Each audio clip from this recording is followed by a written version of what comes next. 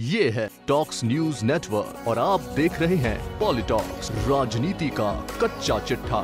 महाराष्ट्र के साथ साथ बीजेपी को झारखंड में भी झटका लगा है।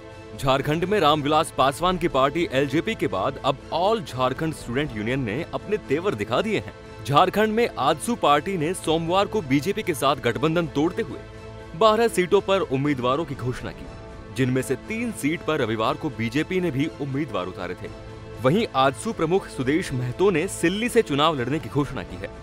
झारखंड में बीजेपी और आजसू गठबंधन की सरकार है।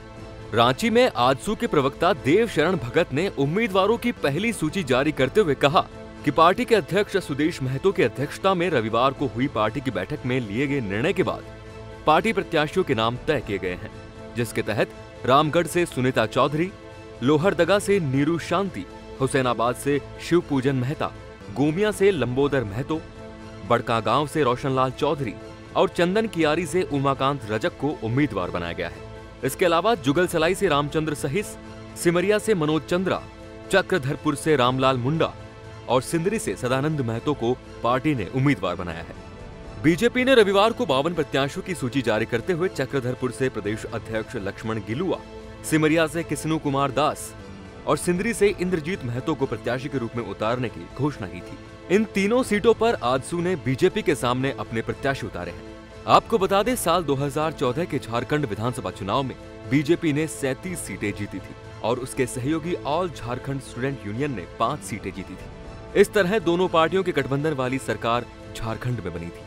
आजसू प्रवक्ता देव शरण भगत ने बीजेपी के साथ गठबंधन टूटने के संबंध में पूछे जाने पर कहा कि सीट बंटवारे की नहीं, सीट जीतने की बात है। आजसू ने ये चुनाव मजबूरी में नहीं बल्कि मजबूती से लड़ने का निर्णय लिया है।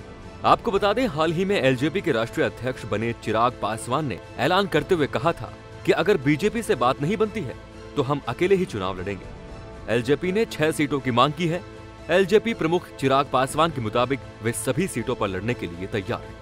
गौरतलब है कि झारखंड में 81 सदस्यीय विधानसभा के लिए 5 चरण में चुनाव होंगे।